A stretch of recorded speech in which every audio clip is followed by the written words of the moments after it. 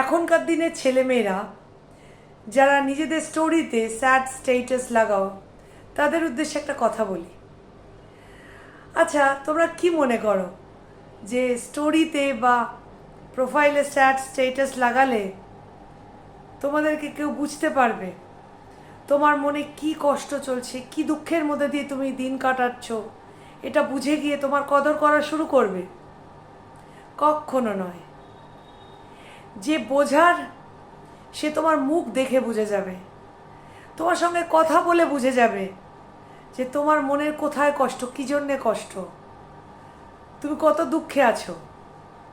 তোমার ওই sad story দেখে যে না বোঝার, সে কিচ্ছু বুঝবে না, বুঝলেও ওই না বোঝার ভান করেই থাকবে, আর তুমি ওই কষ্টেতেই দিন কাটিয়ে যাবে। তাই এগুলো বন্ধ করো।